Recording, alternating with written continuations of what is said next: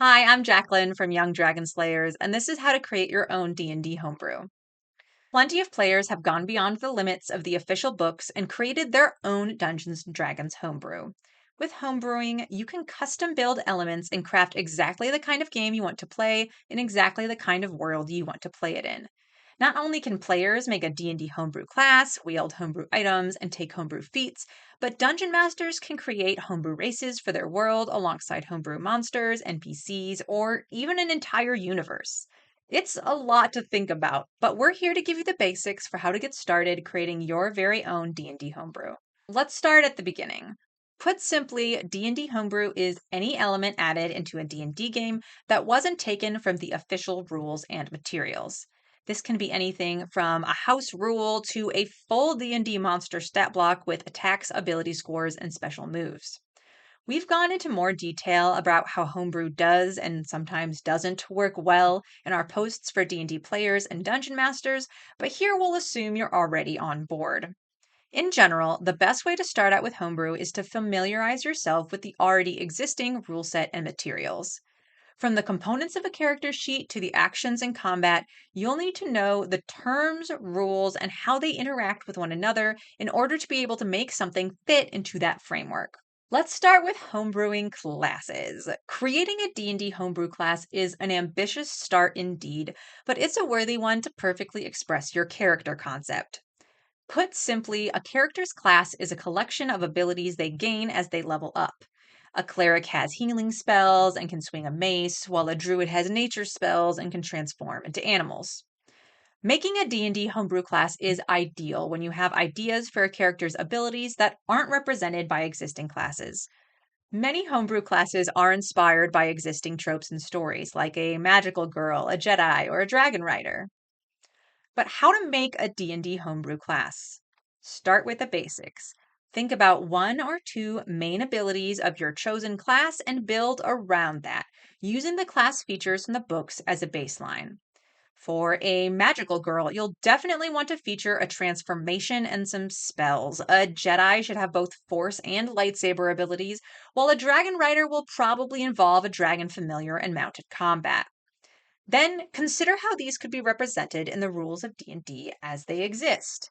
For your magical girl, you could create a limited use move for their transformation, perhaps based on the barbarian's rage ability, and pick some thematically appropriate spells for casting, like Charm Person or Dancing Lights. You might give your Jedi force points, similar to sorcery points, they can spend on special maneuvers like force jump or Jedi mind trick, and give them some physical abilities based around lightsaber combat. You could use the Kensai monk as inspiration for that one. And if you're making a dragon rider, you'll definitely want to create a stat block for the dragon and some mechanics around how and when it can be summoned. You could use the Battlesmith Artificer's Steel Defender or the Paladin's Fide Steed as a starting point.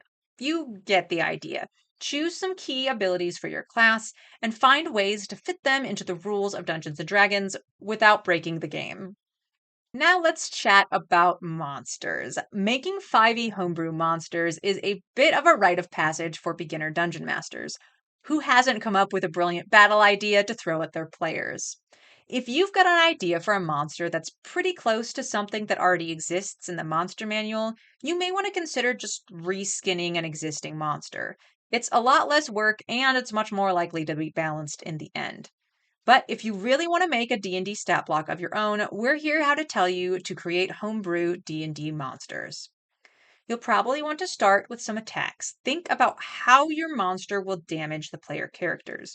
Will they fight with melee weapons like a longsword or great axe? Natural weapons like beaks and talons? Perhaps some kind of special ability like a spore cloud or a breath weapon? Look for monsters with similar attacks in the monster manual and reflavor them to fit your homebrew monster idea. Don't forget to include limitations like a recharge or spell slots. You're not aiming for a TPK. Once you've got those out of the way, you can consider other traits that affect how your monster moves, senses, and acts. They might be amphibious, incorporeal, or even telepathic. And if you're going for a true big bad, you'll definitely want to include legendary actions. These can be used after other creatures' turns to turn the tide of the battle. These are usually frightening or surprising abilities that your monster has. If your campaign were a movie, these are the moves that would come out of nowhere right when the heroes think that their victory is assured. These are usually frightening or surprising abilities that your monster has. If your campaign were a movie, these are the things that would come out of nowhere right when the heroes think their victory is assured. Now let's talk about Dungeons and Dragons races. In D&D, races, now called ancestries or species, are the different kinds of physical beings in the world. Think elves, humans, or dwarves. Creating a homebrew race is one of the best ways to bring a character from your favorite fiction to life. You could end up playing a crystal gem, a Pikmin, or an inkling. D&D homebrew races don't have quite the variety of abilities of a homebrew D&D class, but ancestries do give inherent abilities that a character has from level 1, plus a ton of interesting story and flavor options. If you want to know how to create a homebrew D&D race, you'll have to consider what things are true for every being of this species. All crystal gems, for example, are capable with fusion with another crystal gem, and they can pull spectral weapons from their gems. You could give your homebrew crystal gems the power to become a single being with combined hit points, abilities, and actions, or allow them to summon a weapon like a lighter version of the Shadowblade spell. All colorful Pikmin have particular elemental abilities. You could take inspiration from the Dragonborn ancestry and give them damage resistance and attack based on their respective elements. Maybe mix in an ability to reflect their plant nature, like the Wood Elf's Mask of the Wild. All Inklings can hide and swim in ink, so you could double an Inkling's movement speed and give them an advantage on all hide checks while standing in ink. If you are using the 2014 rules to create D&D homebrew races, you'll also want to choose one ability score to increase by 2 and one ability score to increase by 1. Think about what inherent physical and mental abilities people of this ancestry might have and choose the closest representative ability score. For example, a Pikmin would most likely increase their dexterity as they're tiny and agile, and their wisdom as they work well in groups. I'm going to redo that one. That was rough. Now let's talk about what to do once you've crafted your homebrew. As a D&D homebrew creator, you may be content to make a D&D stat block on a sheet of paper or a Google Doc and leave it at that. But other homebrew D&D creators want their creations to look as official and fancy as possible. Luckily, there are plenty of tools out there to help you do just that. Perhaps the most elaborate of these options is the home brewery. This tool lets you paste in your creations, do a little bit of code tinkering, and generate a PDF that looks like it came straight from the player's handbook. If you'd rather not mess with code, you can always add your homebrew D&D creations to the D&D wiki right alongside the official content. This is a quick and handy way to be able to share your homebrew D&D creations with your dungeon master or players. Who knows, maybe someone else will find it and use it on their adventure. D&D Beyond is another solid option for sharing homebrew. It's particularly handy if you or your players are already using D&D Beyond to create their own character sheet for D&D games. They can easily add the homebrew options to the character sheet as they would any other content on D&D Beyond.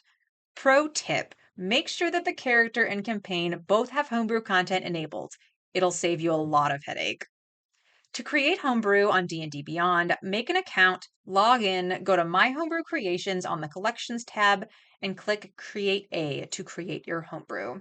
You'll be able to choose between a background, a feat, a magic item, a monster, a species, ancestry, race, etc., a spell, or a subclass. Unfortunately, D&D Beyond does not support full homebrew classes at this time.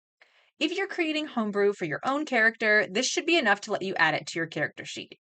If you're a dungeon master creating homebrew for your players, you'll need to create a campaign, make sure content sharing is turned on, and have your players join the campaign on D&D Beyond. At its best, Homebrew lets you play out exactly the kind of Dungeons and Dragons game you want with exactly the characters, abilities, and game elements that you've imagined. That's what we're all about. Here at Young Dragon Slayers, we run D&D games online for tweens and teens, customizing each one to their interests, helping players create their perfect character, and more often than not, adding a bit of homebrew to the mix. If you'd like us to help you homebrew the character in your head or take you on adventures to fit your fandoms and interests, go ahead and give our games a try. Thanks for watching and enjoy the chaos.